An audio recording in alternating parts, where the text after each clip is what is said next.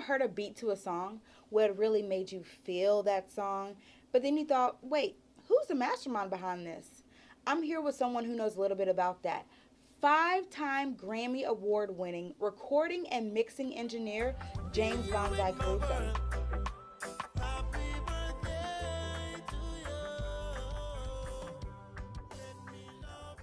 Go ahead and tell us where you're from and how you got into the industry. I was born in New Jersey, and after high school, I went to the Institute of Audio Research in Manhattan. This was in the early 80s. And yeah, that's where it all started. Do you think it's important for someone in this industry to get their education, or is experience more important? They're both important. I learned a lot at the university, but being thrown in the studio and kind of forced to learn hands-on was really a great way to learn. It was a great experience. Nothing beats just being thrown in hands-on and doing it day in and day out, and, living it. So for those people who don't know, what exactly does a recording and mixing engineer do? Oh geez, lots of different hats we wear. Depending on the project, every project is different. If you're recording a live band, it's microphone usage, microphone techniques, and you're recording the band, so you want to make sure the drums sound good, the bass. So you can go from the recording process to then overdubbing process, where you're layering harmonies and vocal arrangements and percussion overdubs, lead guitar solo overdubs, whatever it calls for. And then editing, hours of editing, taking on the shape that the artist and the producer want it to be. And then the mixing process, which is taking all that work, all those parts, all those instruments, the recordings, and putting them together in one cohesive song that makes sense and sounds good. Can you play any instruments? Yes, I started playing guitar as a kid. I play a little drums, a little piano, just enough to write. I write music as well, so I'm not really a performer, but more just ideas. And I suggest that for anyone interested in having a career in recording and mixing. It's a good tool it's a good skill to have, whether it's drums, piano, bass, just an instrument. It's good to know. So, y'all, just for those of you who can't see what's going on, this place is laid. I could actually sit in here forever. So, Bonzai, what is your schedule like? How long does it take to work on a song? Every project is different. It really depends on the production of the song, how big of a production it is. If it's just a basic tune where people come in, they lay down their tracks, they're well rehearsed, and it's pretty straight up and simple, bass, drums, guitar, vocals. You could do a song in a day and no problem. Lots of times though, there's months involved. There's a lot of time recording, editing, coming up with parts. It really depends how many people are involved. The music tells you when it's done. You know what I mean? Because you could work on it forever. So.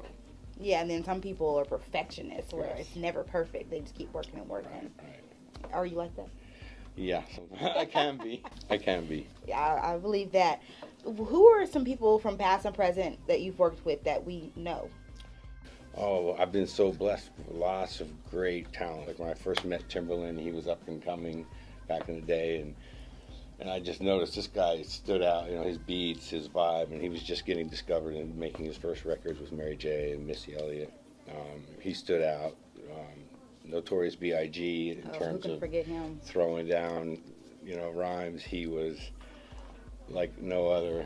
Before that, I was working a lot with Melly Mel, and he was very, he was extremely talented. And the Marleys, of course, Stephen Marley and Damian Marley, hard workers, dedicated, and doing quality stuff. So.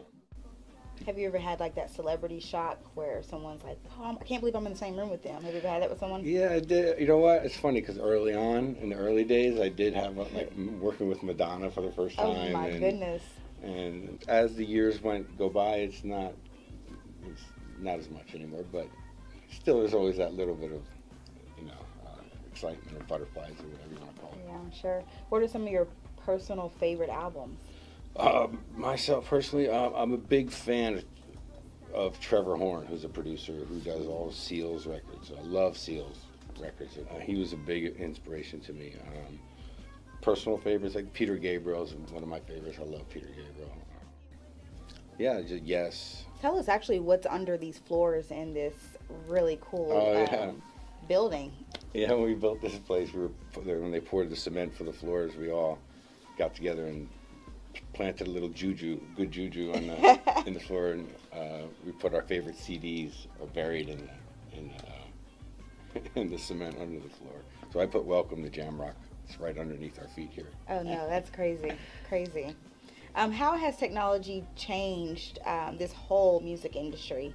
Oh, it certainly has. It really has. In the analog days, we were somewhat limited to 24 tracks of audio, analog. So you can only fill up X amount of space.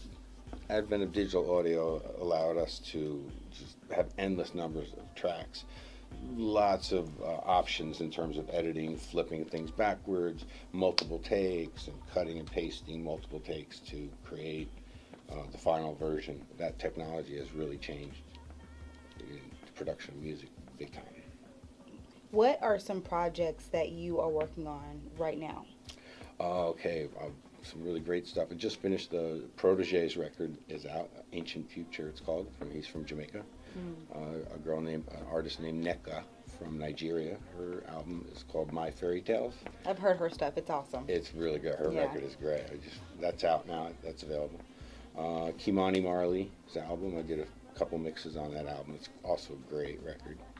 What else? Right now I'm working with Ziggy Marley's son, Daniel. Working on some tracks with him. And yeah, keeping very busy. You've been in this whole industry for, what, at least 30 years. So what's your secret to longevity? Keep bringing out the best elements that you can, getting the best vocal performances from singers, making the best beats you can, and just the best sounds, and keeping up with what's going on, and creating trends, and creating a sound, creating new sounds. It really keeps me going. You heard it here first, y'all. So if you need any advice, then what's something that you would tell somebody who wants to get into this business? Oh, just dive in and be dedicated, because it's time consuming and it's all good. Learning an instrument is very important. It's good to know music. Something about playing an instrument is always a good skill to bring to the table. Just studying the craft, learning about how to use equalizers and compressors and microphone techniques, using microphones. Just dive in and absorb and learn as much as you can, and just get your hands in there and do it and make it. Yeah, is there any last thing you want to tell everybody out there? No, just a big shout out to Straight Lace TV. All right. Thank you. That's right. Thank you for watching another episode brought to you by Straight Lace TV. We hope you take something away from our progression.